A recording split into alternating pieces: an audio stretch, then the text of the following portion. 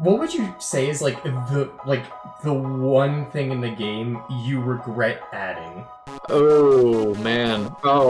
Call me biased, but it is still ridiculously strong. It is the best counter in the game by a mile. There are a lot of big features that are coming in 1.4. I can leak one of them. A feature that will be coming in 1.4 is something that we've been wanting to do for a long time now.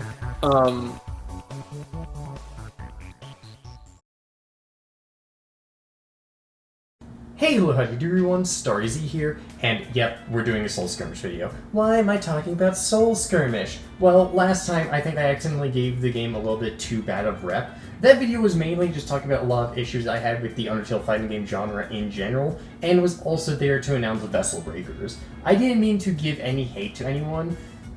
Really, I will only give hate to anyone if they actually deserve it, but the people behind Vessel Breakers don't deserve any hate. Their game isn't bad, it's just in an iffy state right now. That's my take on it.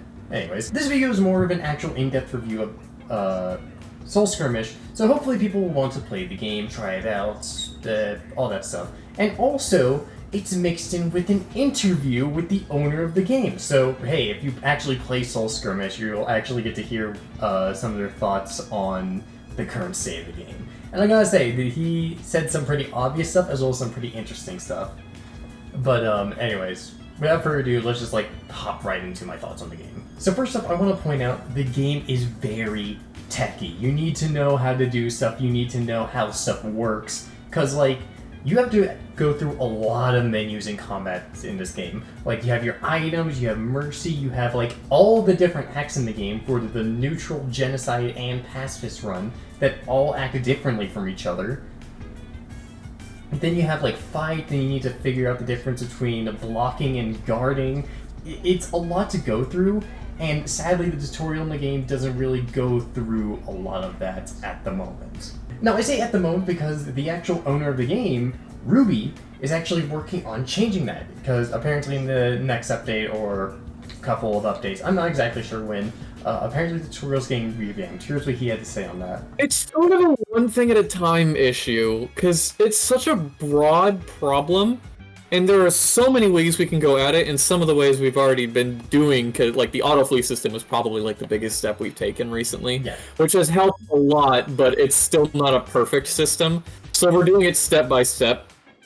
Right. One of the things that we're going to be releasing, it's going to be out in 1.4 instead of any, future patch or whatever, but a full-fledged tutorial system rather than just the one basic tutorial people get, which apparently is broken last I figured. I think WePlay checked it, and text just would not load for some reason, and it was due to a faulty check in the programming. Huh. Which kind of sucked, because that's not great for the tutorial to be broken under our noses for that long. Yeah. But the whole idea is to create a section of a bunch of different tutorials people can play. The basics one is going to be mandatory, of course, as it currently is.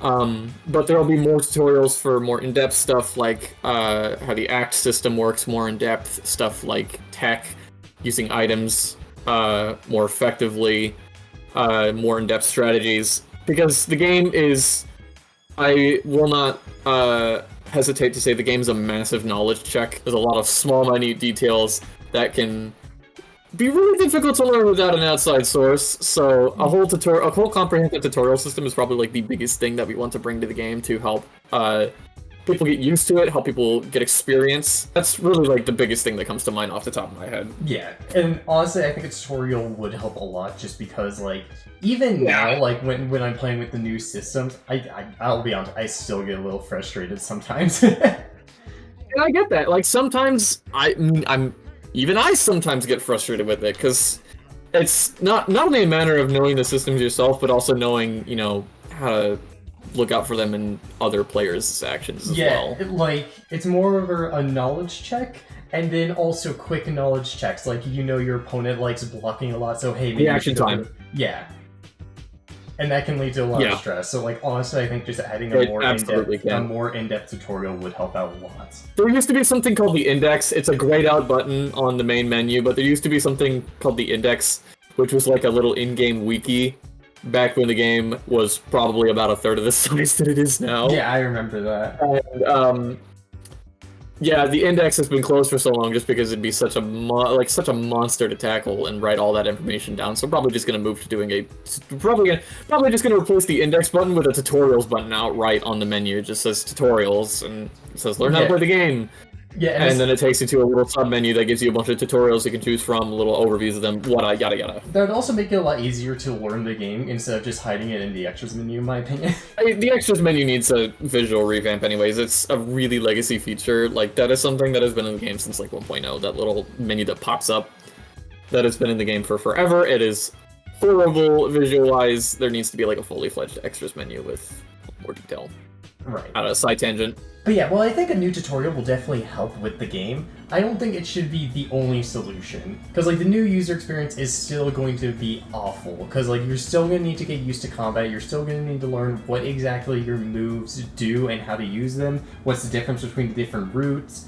You have to learn about all of the armor passives and, like, the stuff your actual weapons can do. It's a lot that's gonna happen, but, like, I trust Ruby. After talking with them, they seem to have, like, really high hopes for the future of this game. So hopefully the new user experience will slowly get better as time goes on, because this is moreover a layered problem as they described. I can't speak a lot about the new user experience simply because I'm not really a new user anymore. I'm quite experienced with the game and I don't fully remember how it was like to be a new player. However, I do know that when my friend was trying to get into the game, he was having a hard time understanding all the mechanics because the tutorial didn't help him enough, and when I tried describing things to him, you know, I was struggling to describe stuff well for him. Like, that's an issue on my part and on his part, but it's just like, still, the new user experience was not really that good for him simply because he wasn't able to actually learn and play the game. Now, actually getting into the game, it can be pretty fun because, again, the entire point of the game is following Undertale's mechanics. They basically passively transported Undertale's combat system and made it to a fluid experience when playing Soul Skirmish. You have Fight, which is just a stronger melee. You have Act, which has access to all of your actions. You can use items, and you also have Mercy in order to spare people. And it flows really well together, because you don't have to, like, click on all the buttons in order to use them. You just press 1, 2, 3, 4 on your numpad while you're just... everything else is around that. F is your block, G is your guard, Q is to dodge, E is your daggers. It flows well together amazingly. So, real quick, first thing I want to mention, right? Soul Skirmish, I genuinely think it's one of the more unique Unreal fighters that are on the platform. I just want to stress that immediately, because it's like, you basically took the Undertale fighting system and implemented it into a way that didn't feel forced, if that makes sense. Like, it didn't feel forced in the It's a natural way, yeah. Yeah, so like, how did you, like, think of, like, Soul Skirmish in general? How did you come up with everything? Well, the game itself was inspired by a line of games called Fight or Protect he's actually one of my friends. He made Magic 277, the dude who made Super Checkpoint. And that was a game that got put on Roblox's Twitch stream back in 2014. He made like a series of games called Fight or Protect that was about shooting daggers at people and killing them to get LV. It was very Undertale heavy. And it was a really nostalgic game in my heart, and the game broke with the removal of experimental mode back in, 2018 or so, I want to say. And for the longest time, I'd been wanting to make like a spiritual successor to that game. But I also was like, I didn't want to just straight up remake Fight or Protect. So I was just thinking, how could I take the just Undertale battle system and translate it into what would feel like an action RPG fighting game? Because action RPGs is probably like my favorite genre of video game as a whole. I'm a very big Kingdom Hearts fan. Right. And the entire goal with Soul Skirmish was just like, take Undertale at its core and its core features as accurately as I possibly can, translate it into like an RPG, like an action RPG format. Like, no turns, just pure live combat in a way that makes sense. Yeah, okay, like, The Kingdom Hearts things, it totally makes sense why there's a Keyblade in the game now. It totally makes sense now. There's stuff in the game, like my dev exclusive soul is entirely themed around Kingdom Hearts. It basically lets me use Kingdom Keys tech with any Keyblade equipped. That's actually kind of cool. I'm shamelessly a Kingdom Hearts fan, and I will plug it wherever I can.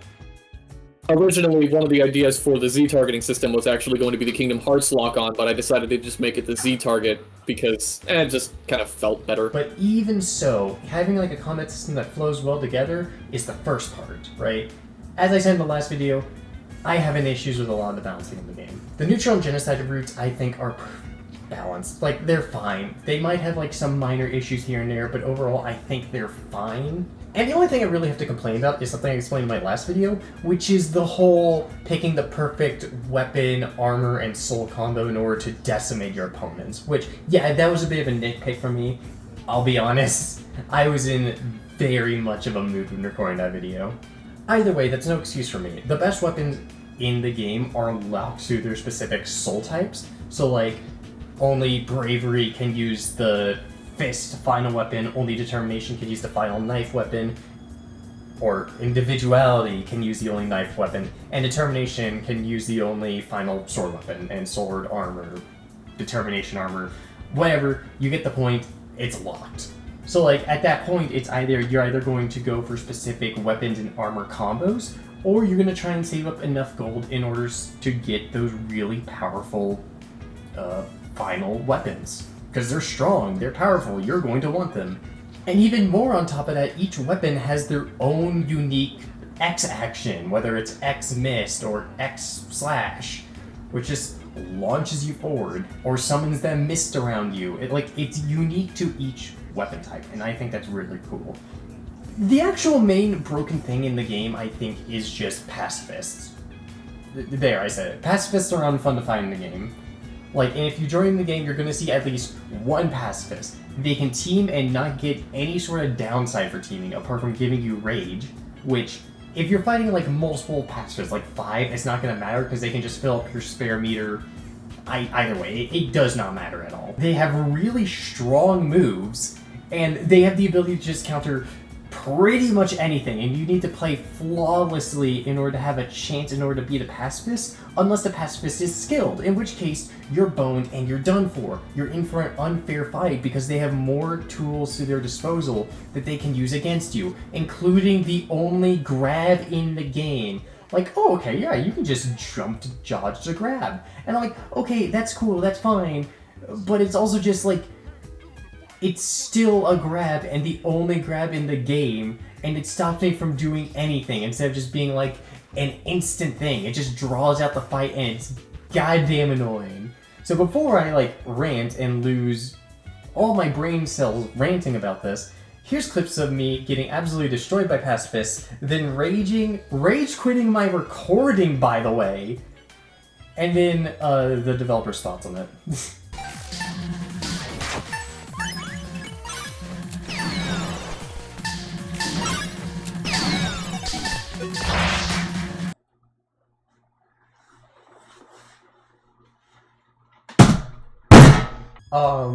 So another question I want to ask, right? This is more directed towards you and your personal opinions.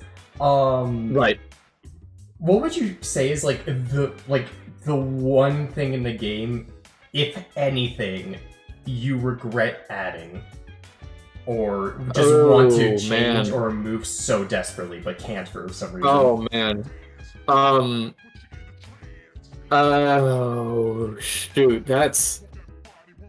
Call me biased, but the answers that are popping up in my head are unfortunately leaning towards the pacifist side of things. You want to do something funny?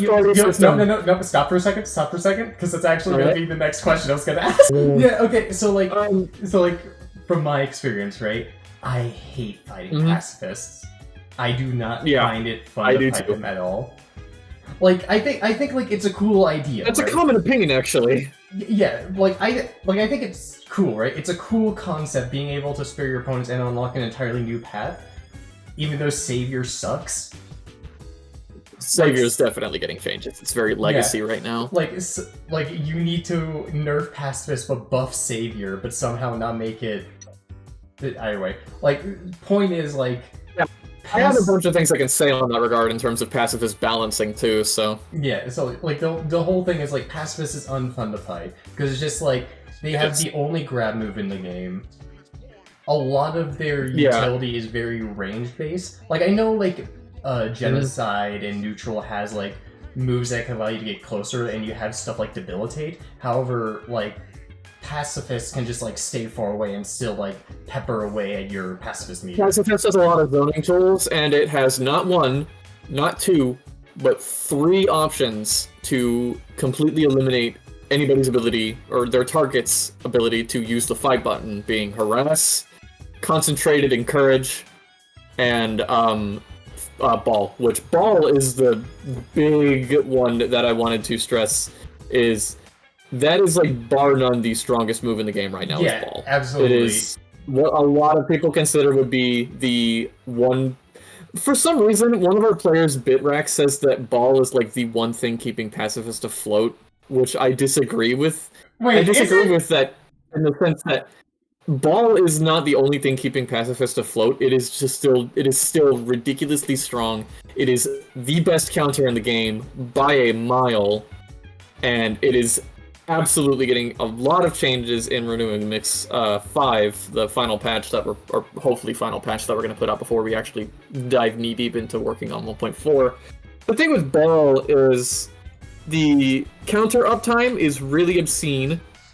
There's a dead zone that was added for reasons that aren't an issue anymore, and the boast status is the strongest status effect in the game without any competition, and so boast is getting its length, I think, like, halved, because you could proc boast, or you could proc Ball off of, like, a basic attack, an M1, and suddenly the person you're fighting now has boast on you for, it's like 12 seconds. It's really not that great. Boast also turns 2 weapon types, 3 really. Well, not like 3 in specific, but it turns a lot of weapon types in the game into the best damage sources out there. Z-Sword, Quick Blade, sometimes Blade itself, and Hand. Those weapon types instantly become like some of the best damage sources in the game once you have a boast applied on somebody. The 1 second of iframes. There are a lot of changes with Ball that we really regret doing and are definitely... I wouldn't call it a salt nerf, but it is a very deserved gut that it is getting. Yeah, like, every single time I'm, like, planning something, I get the opponent in the perfect position. Like, I can hold my melee for, like, a long time trying to predict the opponent's block, right? And, like, either frickin' they'll use a Ball, and, like, I'll end up just slashing anyways because I ran out of, like, feint time, or whatever you want to call it. Or right. I swing early and also activate the Ball. Yeah. Like, it's basically just X counter, but better. It's an instant denial tool for a lot of things in the game, because you can just proc Ball and you have so many counter frames that your opponent is basically forced to just give up whatever they're doing. Like, if they're able to catch it with a reaction time, they're basically forced to just turn around and throw away whatever attack they're doing and waste, like, TP, or they distance themselves if they're, like, charging up a lunge or something, or whatnot. It's just... The counter frames are way too high for something like that, because, like, compared to that, like, Retaliate has only, I think, like, a half second, and X counter is, like, I think a quarter second. Yeah, and with X counter, you have to do it again in order to actually... You have to do it. You have to use it again, and you have to use it again quickly if you want to use it at full power, because if you keep an X revenge on you for too long, the damage starts to decay, which we'll need to give, like, a visual indicator for that at some point, for when X counters damage starts to decay. Yeah. Because it's not really it's not indicated right now, which can kind of mess people up if they think, oh, I can just keep onto this for whenever I need it. Yeah. And another thing with Ball is or not Ball, Pacifist is like the talks, particularly concentrated talks. Like, for example, the new concentrated talk, like the first option in the talk menu. Is a light speed projectile that is really hard to react to. Yeah, it's a light speed projectile. Concentrated Encourage is basically Threaten, except it blocks your fight for a while. Right. Awaken is pretty much free damage whatsoever, and Plead is kind of... Plead is... I I don't really have any thoughts on Plead. I'm indifferent about it. It can be good, it can be bad. Yeah, like it's dependent on when A you little use gray it. area. It's dependent on when you use it. It's Yeah. like the actual like kind of balance skill. You can't throw it out whenever, or else somebody's just gonna guard the entire thing and not take much damage from it. But it can also be good. It's like the one decent pacifist talk that isn't in need of some major balance change. I want to divert onto the pacifist party system in particular, because there's one big idea that I've been discussing with the Discord that has been floating around my head for not a very long time, but quite a while.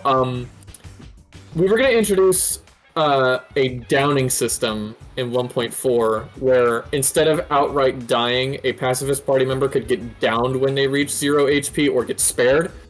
But in tandem with that, we wanted to finally introduce shared damage, as in the other pacifist party members, if they're nearby when you're fighting a pacifist party, the other pacifist, like if you hit one person, that person will take the full damage, the other people in the party will take reduced damage. Kind of like full party attacks from Deltarune, how all party members will take damage instead of just one of them. And a lot of people have been positively receiving that idea, because one of the worst things about fighting pacifist party members is that you basically just have to kill 3 people, and it is not fun to do that when you are not given a lot of options for multi-target damage. So adding some way to encourage other pacifist party members to stay in the fight, stay up close instead of just run back and stay behind, because they're just going to start taking the damage and whatnot. Damage from shared damage if they just stick behind, and they're just not going to be able to defend against that. So it encourages them to get up into the fight, stay in their face, and actually give them a reason, okay, I need to actually get in here so I can help with, defeating this guy so we don't die. Yeah, and it's also balanced out by the fact that rage exists, which I'm pretty sure also increases your damage you can deal, right? Am I misunderstanding that? Yeah. No, I think it does give a slight damage up. There's a lot of stats in the game. I was actually going to talk about teaming next, but like just hearing that that group damage thing is going to be added is actually giving me hope, because like I was going to mention I was showing a friend the game a couple days ago, right? And we happened to a server. We were doing fine, and then we turn a corner and we see the gang, aka 5 pacifists in one party. Yeah, it's like the shared damage is going to help with actually feeling like you can stand a chance without needing to proc rage or anything. Yeah. Because it actually makes you feel rewarded for attacking a party when, you could be hitting 1, maybe 2 people with your basic attacks or something. Maybe pull off a lucky fight or something and actually hit one of them without it getting guarded or dodged or whatever. Yeah. But actually having it so that other pacifist party members just can't sit back and basically live for free. Yeah, that'll help a lot. Something that we've only recently realized is probably very necessary, and also something that we want to do soon. I want to encourage the other devs to see if we can get this done for Renew MX5, because it's in such a state at this point where something needs to be done. Absolutely. And we can't really wait anymore, because 1.4 is at least 3 months out, if I had to guess. I fully agree with you. I guarantee you when I get to recording this part of the interview is going after me screaming about pacifists for 5 minutes. Valid. Oh, valid. I could go more into detail about a lot of the other stuff I like about the game. Like the fact you have upgrades menus, Pacifist has this additional unlock thing called Savior, which can allow you to pacify and convert other players into pacifists, which is a cool concept but can also be annoying. I have a hatred against pacifists because of how overpowered and unfun they are to fight. So being forced to become a pacifist because, the stronger pacifists defeat you is kinda bull and not fun. Let's be real. But if pacifists do get these changes and become more fun and engaging to fight rather than just hey, I'm gonna take away half of your mercy meter for no reason real quick. Okay, thanks. Then I'd probably be more fine with Savior, because it is still a fun thing, and I can still technically play the game. I'll just be forced out of the routes I wanted to play. Whatever. We're reaching the end, and the Azrael's trying to go for the Savior, yada yada yada. You get the point. Or the upgrades menu, which I'm not sure if I said it before, but yeah, the upgrades menu, which allows you to get different upgrades for your characters. And actually buffs individuality because they actually get more upgrades than all the other soul types. Does that make them one of the better soul types? No idea. I don't play the game enough to say. I did play the game enough to get Determination, and that got the devs off my back because they realize, oh frick, he's complaining even though he has determination. All in all, I have high hopes for this game. I genuinely think it's one of the more unique Undertale, Roblox fighting games that exist on the platform. It's great, it has the whole Undertale combat system. I have fun with it, I can enjoy it, it just has a lot of flaws that need to get ironed out and fixed. And you're probably watching the rest of this video trying to get to the part where like the developer says like what's coming to 1.4. So you know what? Here I'll share real quick. Anyways, thanks for watching. I'll see you next time. Peace. Okay, now on to the actual final question I want to ask. Yeah. So like you are preparing for the 1.4 release, 1.4 update, right? We are, yes. Yeah. We're preparing for working on it, like getting started Yeah. on the actual work for it. Is there anything at all you want to share about like that update? Whether it's leaks, mechanics, promises, anything at all? So, I got a couple things that I can say here. One, a feature that will be coming at 1.4 is something that we've been wanting to do for a long time now. Unique interactables and NPCs. Ooh. Talking about, like, vendor shops where you can buy, unique items that could spawn in different maps. I don't know, it could be based on the map or it could be just totally random. And NPCs that you can talk to and actually have a little bit of dialogue with. Might give some lore details, or they might offer an item you can buy. There was one really funny inside joke idea that I had that I will eventually want to do that nobody will understand if I explained it, but it has to do with the mac and cheese item. Go on. You'll see. Okay. And the other thing, don't tell me it's the fucking it's not gonna be rules card. It's not gonna be rules card. Okay, thank God. I will say this. On the other thing that will be coming in 1.4, I've kind of hinted towards this before when I've had to respond to certain suggestions about features that are like this. There will be an official, final obliteration ending in 1.4. Oh? And what we have in store for this is something that I know for certain is going to blow everybody's minds. I'm guessing you don't want to share that, and it's just like you want it to be a surprise? All I will say on it is something that has never really been done before to this magnitude, and it is going to be the biggest. I'll just say I'm really excited to see when people stumble across it for the first time. The update releases, people are racing to get the final obliteration ending. Someone finally gets it and it just teleports the entire server to Soul Shatters. Hey Matt, sounds like an awesome April Fool's joke. You're welcome for the idea. April Fools, you get to play a terrible game made by a terrible person now. Yep. I'll talk about But it. yeah, I'm really excited to continue work on this feature in particular because it is something that I've been thinking about, and all of my devs and I have been gushing about this and being very excited for it to actually come together. Yeah, honestly, genuinely, I can't wait to see the update, see what all it has in store, and I'll probably make another video making updates on thoughts on the game after the updates, just to hopefully more people play this game because it definitely deserves more attention. I hope it can get its attention back up. I really hope that some miracle we can get is to hopefully repair its like to dislike ratio. And hopefully guide people to the other games that we have on our group. I know there's only other one on there right now, Pixagon R, but we're going to be working on another game here soon, Red Noob and I specifically.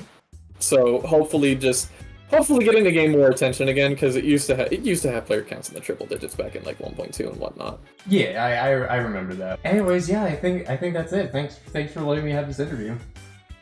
I'm happy to be here. It's something that, I haven't really been able to do something like this before, and I thought, why not? Why not take the chance to actually put myself out there and talk to, people who might not be in the Discord or something, who happen across a video about the game they like, and they get to hear actual developer insight or something. Yeah. It's just why not throw caution to the wind? Why not do something like this? At least try it.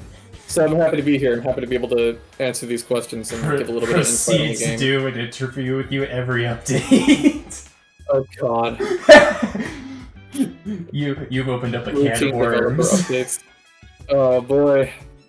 I've roped myself into the media rabbit hole. Oh boy. Just 2 months from now.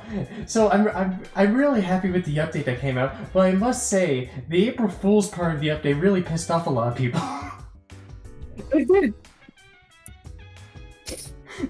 I'm not even joking. But for some reason, people were like random players were upset by the April Fool's update, and I'm pretty sure they just didn't know that it was an April Fool's update to begin with. They forgot to check their calendars. They forgot to read the calendar and realize it's April Fool. Oh, that April Fool's update was terrible. Thanks again. It was lovely talking to you.